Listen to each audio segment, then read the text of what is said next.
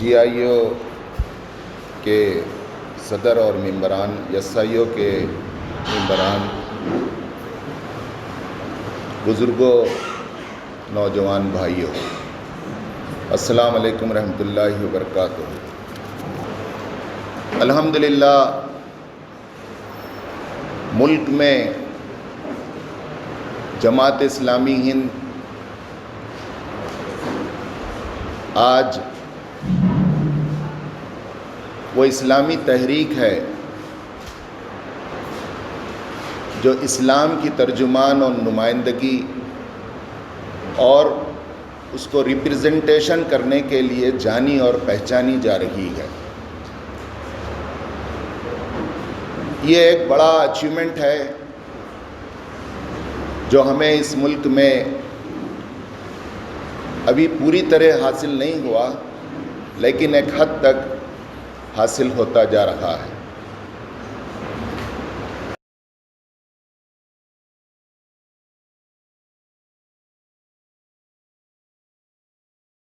ہمیں غلط نظروں سے دیکھے یا اپنوں نے اسے علیحدگی کے نظروں سے دیکھے، لیکن اللہ اور اس کے رسول کے مقصد اور مشن کے لیے برپا کی گئی یہ تحریک جماعت اسلامی ہند الحمدللہ ایک قومی جماعت نہیں، ایک اسلام کے لیے اور اس کی دعوت کے لیے برپا کی گئی جماعت کی حیثیت سے اس کی شناخت بنتی جا رہی ہے۔ محترم حضرات، ہر سال سیرت مہم مختلف حلقوں میں مختلف مواقعوں پر منائی جاتی رہی ہے، اور حلقہ کرناٹک میں ہر سال ربیع الاول میں منائی جا رہی ہے، اور اس کے اچھے تجربات اور مثبت نتائج سامنے آتے رہے ہیں۔ حلقے کی رپورٹ کے مطابق لوگوں کی آمادگی بھی اس پر ہے، اور لوگ ذہنی طور پر رسول اللہ صلی اللہ علیہ وسلم سے ہمارے جو محبت اور عقیدت ہے، اس کا تقاضا ہے کہ ہم چاہتے ہیں کہ پیارے نبی کی محبت میں ہم کچھ نہ کچھ ضرور آپ کے لیے اپنے توشہ آخرت کے لیے یا دعوت کے لیے کر لیں۔ میں سب سے پہلے اس سلسلے میں یہ بات اگرچہ کہ ہم جانتے ہیں، پھر بھی میں اس کو علمی لحاظ سے آپ کو اسٹرانگ کرنے کے لیے لانا چاہوں گا کہ رسول اللہ صلی اللہ علیہ وسلم پوری انسانیت کے لیے رحمت للعالمین بنا کر بھیجے گئے۔ یہ ہم سب جانتے ہیں۔ وہ اس کا ارتھ یہ ہے کہ وہ مسلمانوں کے نبی نہیں ہیں۔ یہ الگ بات ہے کہ ہمارے بھی نبی ہیں، میں کہوں میرے نبی، آپ کہیں آپ کے نبی، کوئی اور کہے میرے پیارے نبی، بالکل ہم یہ کہہ سکتے ہیں، یہ محبت سے ہم کہہ سکتے ہیں، لیکن علمی لحاظ سے ان کی حیثیت میرے نبی، پیارے نبی، مسلمانوں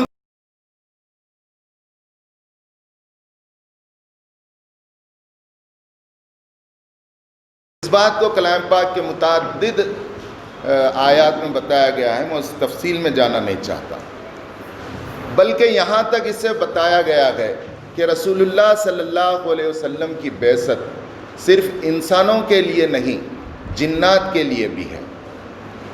اور بعض نے یہاں تک لکھا ہے کہ رسول اللہ صلی اللہ علیہ وسلم جو رحمت للعالمین بنائے گئے، وہ حیوانات کے لیے بھی رحمت للعالمین بنائے گئے، نباتات کے لیے بھی رحمت للعالمین بنائے گئے۔ یہاں جنات کے لیے بھی آپ کی نبوت ہے۔ اس کا ثبوت ہمیں 29ویں پارے کی سورہ جن اگر ہم پڑھیں تو ہمیں معلوم ہوتا ہے، طائف کے سفر میں جب آپ انگور کے باغ میں لہو لگان بیٹھے ہوئے تھے تو وہاں پر جنوں کی ایک جماعت آپ کو تسلی دینے کے لیے آئی، اور جب آپ قرآن پڑھ رہے تھے تو اس قرآن کو سنا اور کہا کہ قالوا آمنا، اے محمد صلی اللہ علیہ وسلم، انسانوں میں سے یہاں کوئی نہ مانے تو نہ مانے، ہم آپ جو قرآن پڑھ رہے ہیں ہم اس کو مانتے ہیں، ہم اس کی شہادت اور گواہی دیتے ہیں۔ حیوانات کے متعلق آتا ہے کہ رسول اللہ صلی اللہ علیہ وسلم سے بعض جانور اور بعض موقعوں پر پرندے اپنی فریادیں اور شکایتیں کرتے۔ ایک موقع پر آپ ایک صحابی رسول کے گھر گئے تو ان کا ایک بندھا ہوا اونٹ ہنہنانے لگا آپ کو دیکھ کر، تو رسول اللہ صلی اللہ علیہ وسلم قریب گئے اس کے اور اپنا کان اس کے منہ کے پاس لگایا اور اس کی پوری فریاد سنی، اور سن کر اس ساتھی کو بلایا اور کہا کہ خبردار، یہ آپ کے خلاف شکایت کر رہا ہے اور کہہ رہا ہے کہ اے اللہ کے رسول صلی اللہ علیہ وسلم، جب میں جوان تھا تو یہ میرا مالک مجھ سے کام لیتا تھا اور وقت پر کھانا دیتا تھا، اب میں جب بوڑھا ہو گیا ہوں، کام کا نہیں رہا ہوں، تو یہ مجھے وقت پر کھانا نہیں دے رہا ہے، اے اللہ کے رسول آپ میری اس فریاد کو سنیں۔ تو رسول اللہ صلی اللہ علیہ وسلم نے کہا کہ اے میرے ساتھی، تمہیں اس بات سے میں ڈراتا ہوں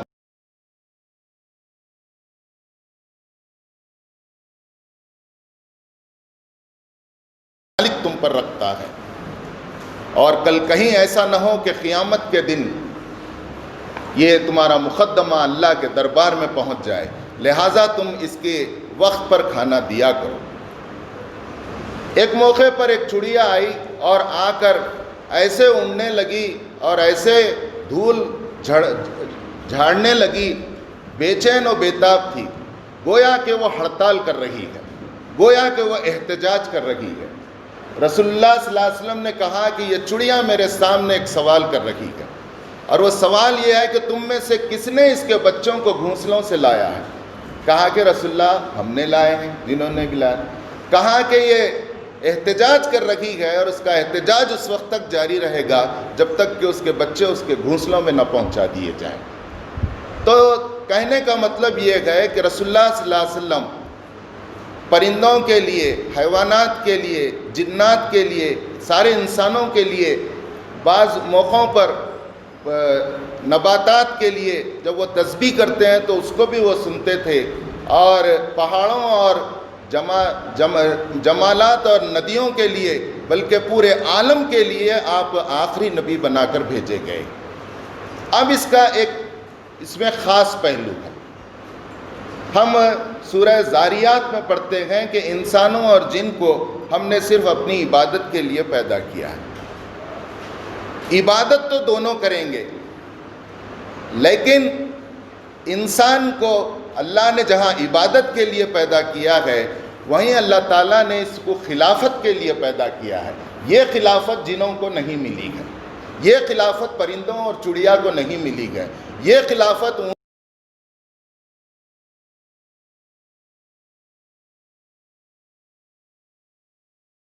تعالیٰ کہتے ہیں انی جاعلک للناس اماما، میں انسان اپنے ہاتھ سے تجھے بنایا اور بنا کر تجھے اتنا سنوارا اور اتنا تجھے نکھارا کہ تجھے دنیا کی پیشوائی تیرے ہاتھ میں دے دی۔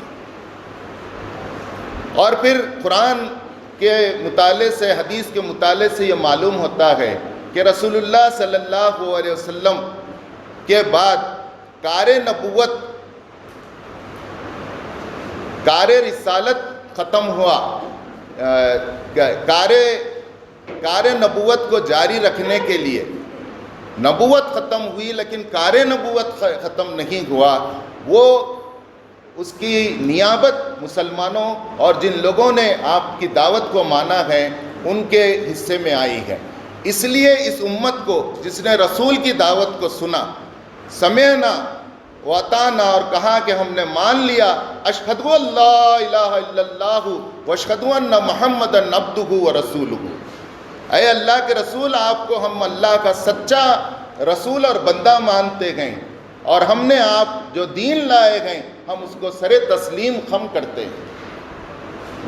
ان کو یہ شرف حاصل ہوا کہ یہ سب سے پہلے رسول اللہ صلی اللہ علیہ وسلم کے دین کے لائے ہوئے دین کے حامل بنے۔ اسی لیے اس امت کو امت مرحومہ کہا جاتا ہے، ایسی امت جس پر رحم کیا گیا۔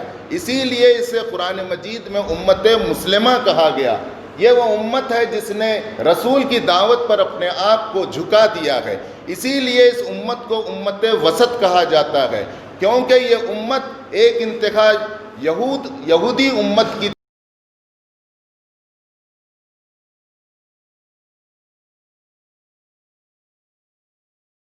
کے بیچ میں یہ امت وسط اعتدال کی راہ پر چلنے والی امت محمد صلی اللہ علیہ وسلم کی امت ہے. اسی لیے اس امت کو خیر امت کے لقب سے نوازا گیا. تو ہمیں جہاں رسول اللہ صلی اللہ علیہ وسلم سے محبت ہے، وہیں رسول اللہ صلی اللہ علیہ وسلم کی حیثیت کا صحیح ادراک ہونا چاہیے. وہ صحیح ادراک کیا ہے؟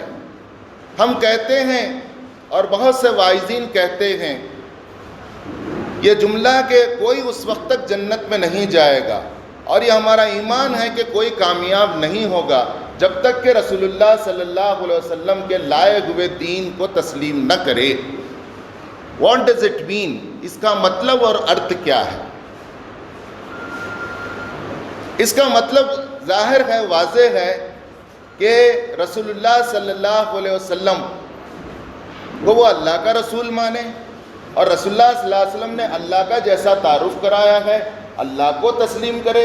رسول اللہ صلی اللہ علیہ وسلم نے آخرت کا جیسا تصور تعارف کرایا ہے اسے ویسے مانے.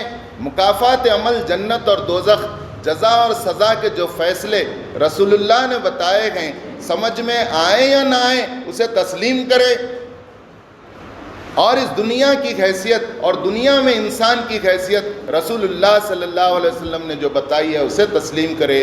بالآخر اللہ کے مرضی اور اللہ کے ارادے کو رسول کے زبان سے جو پیش کیا گیا ہے اس کو من و ان مان کر اپنی آخرت کی نجات کا ذریعہ بنائیں. تو جب ہم یہ کہتے ہیں تو یہ جو پوری بڑی آبادیوں کی آبادیاں ہیں جو رسول اللہ صلی اللہ علیہ وسلم سے غیر متعارف ہیں یا جانتے ہیں محمد صلی اللہ علیہ وسلم جیسا ہمارے بڑے ہیں، کوئی تقابل نہیں ہے، معاف کرنا، میں صرف سمجھنے کے لیے کہہ رہا ہوں. کوئی کہتا ہے کہ ہمارے بڑے بسویشور ہیں، کوئی ہمارے بڑے امبیڈکر ہیں، کوئی بڑے ہمارے فلاں لیڈر ہیں، فلاں گرو ہیں، ہمارے مذہبی پیشوا ہیں. اسی طرح ہو سکتا ہے یہ مذہبی پیشوا مسلمانوں کے ہوں، اس لیے مسلمان بڑی خوشیوں سے ان کی پیدائش پر عید مناتے ہیں. دوسرے بھی لوگ اپنے اپنے لیڈروں کی پیدائش پر جینتیاں مناتے ہیں. یہ کوئی تقابل نہیں ہے، یہ کوئی تلنا نہیں ہے، کسی وجہ سے یہ تلنا نہیں کی جا سکتی، کیونکہ آپ کی حیثیت نہ لیڈر کی ہے، نہ مذہبی پیشوا کی ہے، نہ کسی قوم کے بڑے کی ہے. آپ کی حیثیت ہے اللہ کے رسول کی، سارے انسانیت کے لیے. تو ہم ہوئے امت مسلمہ اور دوسرے لوگ ہوئے امت دعوت.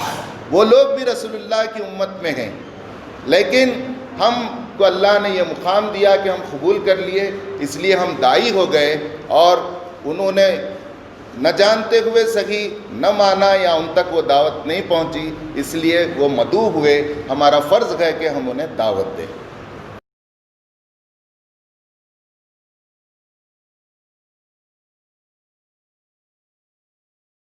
اسلام کی نمائندگی، اس کی ترجمانی اور اس کو اشاعت اور اس کی اقامت کے لیے قائم ہوئی.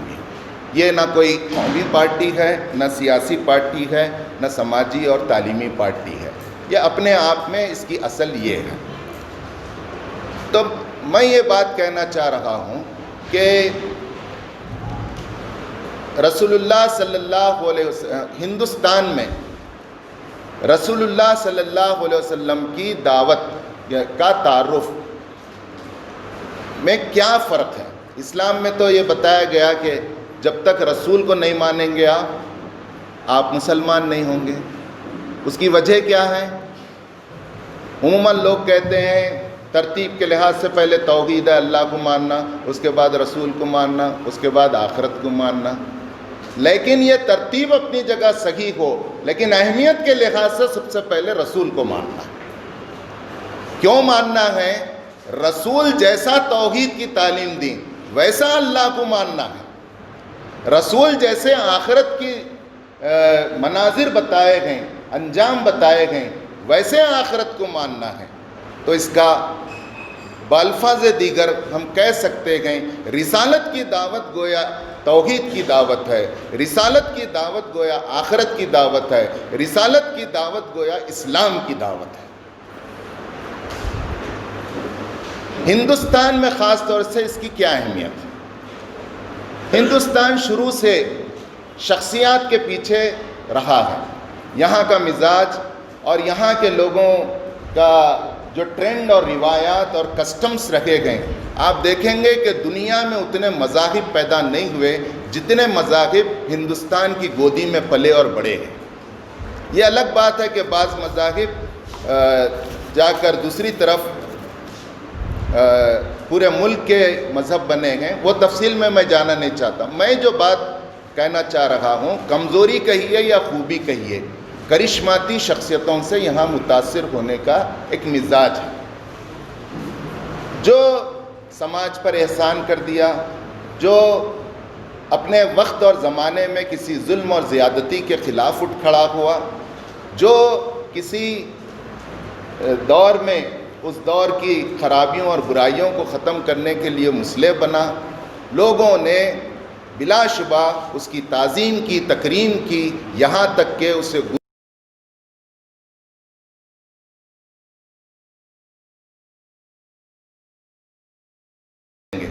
کیونکہ ہندوستانی سماج کا ہندوستانی خمیر احسان شناس ہے، احسان فراموش نہیں ہے،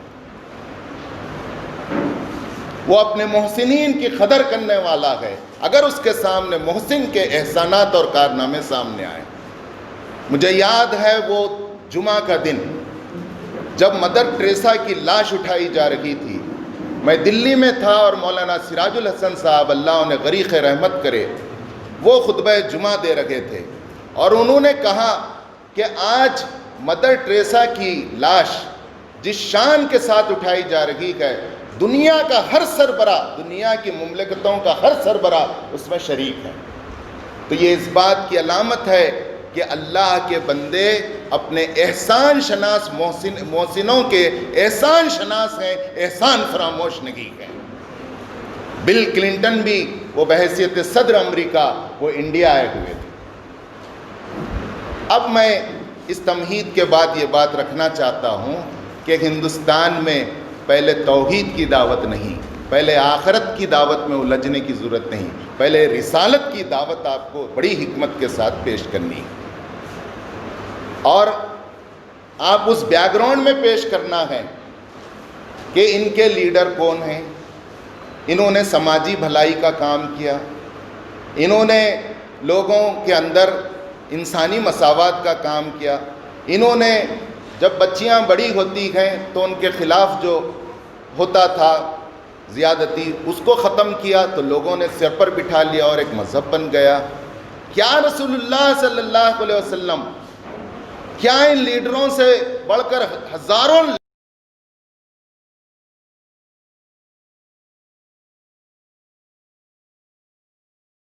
میں چھوٹے چھوٹے رسول اللہ کے مقابلے میں ہر زمانے کا ہر ریفارم اور بھلا آدمی کیا ہے، وہ رسول اللہ صلی اللہ علیہ وسلم کی تعلیمات کا نتیجہ ہو، ان کے خیرات اور حسنات کا سلسلہ ہم اسے سمجھتے ہیں۔ محترم حضرات، تو ہمیں رسالت کی دعوت یہاں پہنچانا ہے۔ میں رسالت کی دعوت کو ایک حدیث شریف کے ذریعے سے آپ کے سامنے پیش کرنا چاہوں گا، آپ اس حدیث کو بھی آپ پیش کر سکتے ہیں، کیونکہ رسول اللہ صلی اللہ علیہ وسلم نے مکے میں جب لوگ آپ کی رسالت کا انکار کر رہے تھے، اس دور کی یہ حدیث ہے۔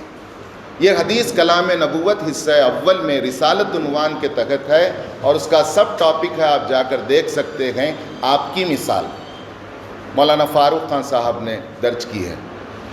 دو احادیث ہیں، الفاظ کے اختلاف کے ساتھ، ان دونوں کو ملا لیں تو ایک دلچسپ اسٹوری بن جاتی ہے۔ اس کے حضرت جابر بن عبداللہ رضی اللہ تعالیٰ عنہ راوی ہیں، وہ کہتے ہیں کہ رسول اللہ صلی اللہ علیہ وسلم نے ہمارے سامنے بیان کیا۔ کئی کو بیان کرے، جا کے میرا تعارف کراؤ بول کے بیان کرے، سنو میں سو رہا تھا، اللہ تعالیٰ نے فرشتوں کی ایک جماعت کو بھیج دیا۔ اب اس میں سے ایک فرشتہ دوسرے فرشتے سے کہتا ہے کہ یہ تو سو رہے ہیں، تو دوسرے امیر صاحب کہتے ہیں ان کی آنکھ سو رہی ہے، ان کا دل بیدار ہے۔ پھر وہ فرشتہ کہتا ہے یہ تو سو رہے ہیں، کیسے سنیں گے؟ پھر امیر کہتے ہیں آنکھ سو رہی ہے لیکن یہ سنتے ہیں۔ پھر فرشتہ کہتا ہے یہ تو سو رہے ہیں، کیا سمجھیں گے؟ پھر امیر کہتا ہے نہیں، ان کا قلب بیدار ہے، وہ سمجھتا ہے۔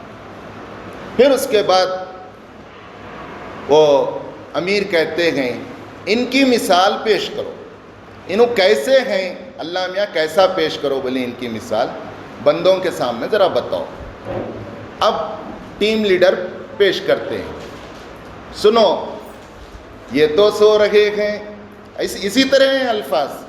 پھر ٹیم لیڈر پورے فرشتوں سے گواہی لیتا ہے، اصل یہ تو سو رہے ہیں، میں کیا بیان کروں؟ تو پورے لوگ کہتے ہیں فرشتے آنکھ سو رہی ہے، دل بیدار ہے، بیان کرو۔ تو اس کے بعد ٹیم لیڈر بیان کرتا ہے، سنو ایک مالک ہے، آقا ہے، جس نے ایک شاندار محل تعمیر کیا، اس جیسا محل پھر کوئی اور اس کا ڈپلیکیٹ نہیں تھا، اور اس کے اندر کوئی کمی بیشی نہیں رکھی۔ اپنی اس شاہکار تخلیق کو لوگوں کو دکھانا چاہا، بتانا چاہا۔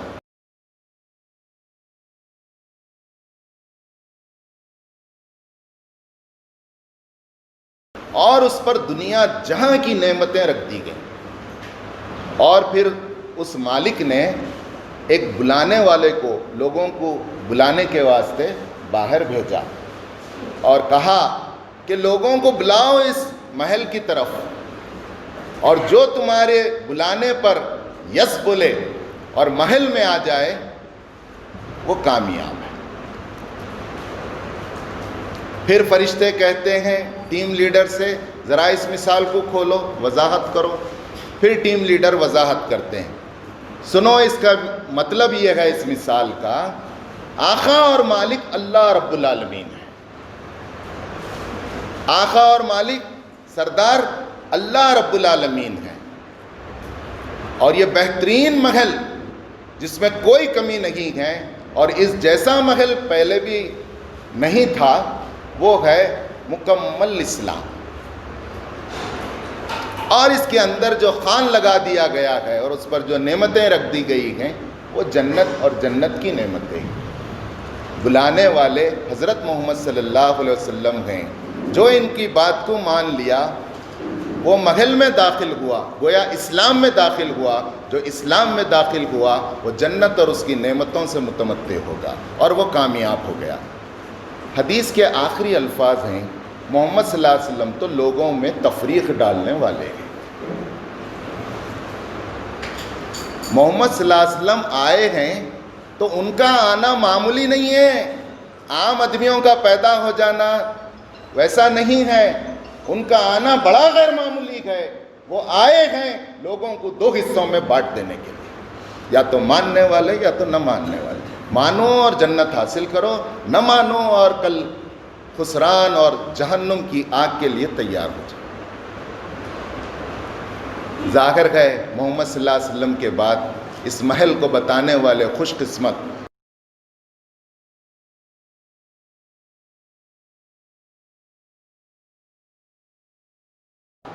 نہ وحی آئے گی، نہ لوگوں کے پاس فرشتہ آئے گا، نہ کتاب آئے گی، نہ محمد صلی اللہ علیہ وسلم پکار آواز سے پکاریں گے جب۔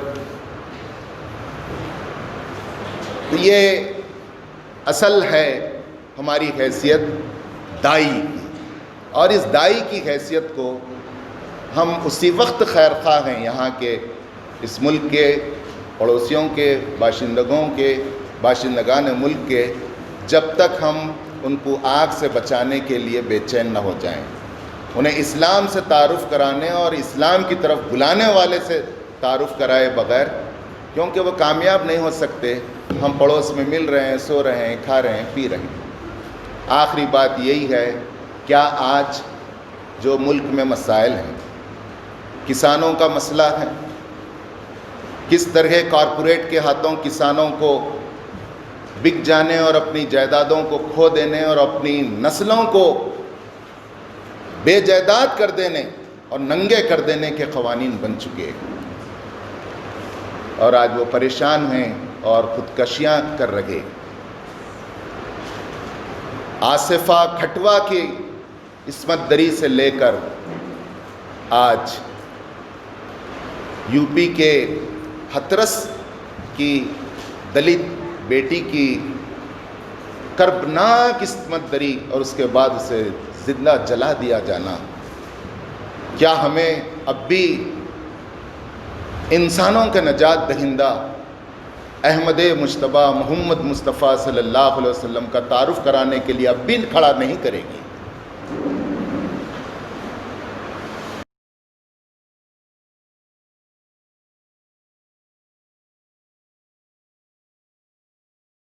کیس ہوتے ہیں، اس کا مطلب ہے ہر گھنٹے سے کم منٹوں میں ایک ریپ کیس ہو رہا ہے۔ ابھی بڑے بڑے دلت لیڈرز اور اعلیٰ ذات کے اور اچھے لوگ کہہ رہے گئے کہ ہترس کا واقعہ 4 اعلیٰ ذاتوں نے عصمت دری نہیں کی، بلکہ اعلیٰ ذات پر یہاں کا جو طبقاتی سسٹم ہے اس سسٹم نے عصمت دری کی۔ کیا اس سسٹم کو ختم کرنے کے لیے کیا آج کے سیاسی لیڈران کے پاس کوئی پیغام ہے؟ کیا ہترس جیسے واقعات نہ دہرائے جائیں، اس کے لیے کیا کسی پارٹی کے پاس کوئی حل ہے؟ کیا کسان جو سوسائڈ کر رہے ہیں، کیا اقتدار پر ہوں کہ اپوزیشن پر ہوں، کیا اس سوسائڈ اور خودکشی کو روکنے کے لیے کوئی علاج ہے؟ سوائے اس کے کہ علاج جتنا کیا جا رہا ہے مرض اتنا بڑھتا جا رہا ہے، اور علاج صرف ہے تو رسول اللہ صلی اللہ علیہ وسلم کی تعلیمات میں گئے، رسالت میں گئے، اور وہ رسالت جو اللہ کا تعارف کراتی ہے، وہ رسالت جو آخرت کا تعارف کراتی ہے۔ حضرت عمر رضی اللہ تعالیٰ عنہ ایک عیسائی کو دیکھیں عبادت کرتے ہوئے، رونے لگے۔ شام کے سفر پر تھے، ساتھیوں نے کہا امیر المومنین آپ کو کس چیز نے رلایا؟ کہا کہ اے میرے ساتھیوں، اس سے بڑھ کر اور کیا رونے کا مقام ہو سکتا ہے کہ خدا کا بندہ خدا کو اس طریقے پر یاد کر رہا ہے جو خدا کو ناپسند ہے، کیونکہ اللہ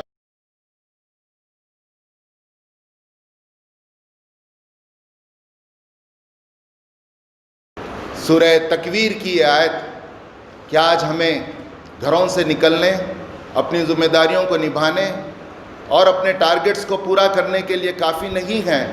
وَإِذَا الْمَوْءُودَةُ سُئِلَتْ بِأَيِّ ذَنبٍ قُتِلَتْ، اے ہترس کی بیٹی، اس دن تجھے اللہ کھڑا کرے گا اور اس بیٹی سے پوچھا جائے گا، آصفہ سے، کہ اے بیٹیوں آخر تم کس ظلم میں مارے گئے تھے؟ رب العالمین اتنے قہر میں ہوں گے کہ مارنے والوں کی صورت تک نہیں دیکھیں گے، انہیں ڈائریکٹ وارنٹ اینڈ سزا دے دی جائے گی، ان سے کوئی بات نہیں کی جائے گی، جبکہ انہیں اللہ کو معلوم ہوگا، لیکن ان کی داد رسی فریاد رسی کے لیے اللہ عدالت قائم کرے گا۔ محترم حضرات، ابھی جو 2 ریسنٹ واقعات ہوئے، ایک واقعہ کملیش تیواری کا اگست میں بنگلور میں رسول اللہ صلی اللہ علیہ وسلم کے متعلق، اور پھر دوسرا واقعہ ابھی 18 آف دس منتھ کو فرانس کے کیپٹل پیرس میں ہوا، جس میں چیچن عبداللہ خان زورنوف نے ایک کرسچن فادر کو، سیموئل کو اس نے ختم کر دیا اور پھر وہ بھی شہید ہو گیا۔ تو انٹرنیٹ لکھتا ہے جگہ جگہ رائز اسلاموفوبیا، اسلاموفوبیا بڑھتا جا رہا ہے، ٹیررزم بڑھتا جا رہا ہے۔ تو میں یہ کہنا چاہتا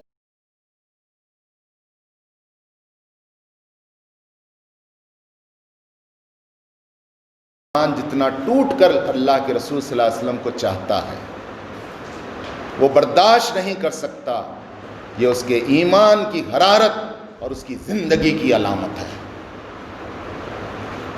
لیکن آج مسلمان کو اس بات پر آمادہ کرنے کی ضرورت ہے کہ تم جتنا چاہتے ہو اتنا تم بے چین و بے قرار ہو جاؤ کہ رسول اللہ صلی اللہ علیہ وسلم کو ہم متعارف کرائیں۔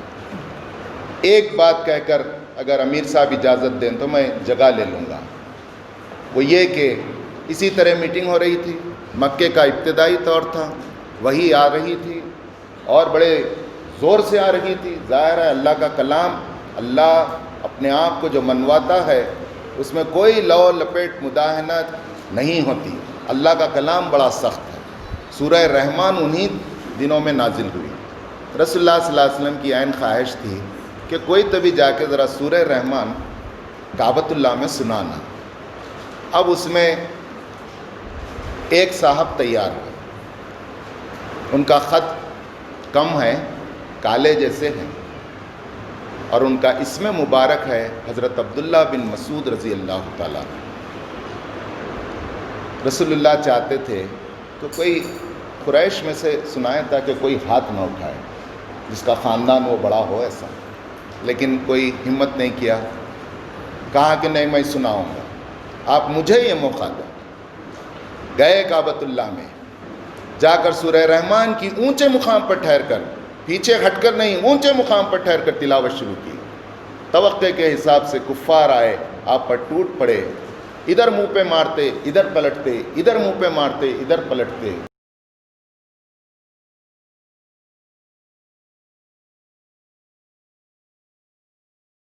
اللہ تعالیٰ عنہ نے آ کر انہیں پھر ہٹایا، سب کو ڈرایا، پھر جوں ہی ہوش آتا جہاں سے چھوڑے تھے وہاں سے تلاوت شروع کر دی۔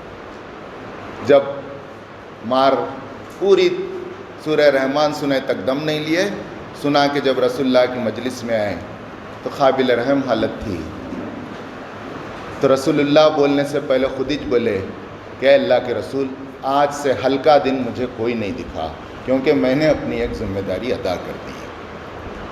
ہم ان نمونوں کو سامنے رکھ کر ہم کیا کچھ کر رہے ہیں ہم دیکھیں۔ اگر آج رسول اللہ صلی اللہ علیہ وسلم 25 اکتوبر 2020 کو ہوتے تو اپنے تعارف کے لیے اس طرح کی مجلس میں کس طرح کا پروگرام دیتے اور ہم سب اپنی سعادت مندی سمجھ کر کس طرح اس پروگرام کو کرتے۔ وآخر دعوانا ان الحمد للہ۔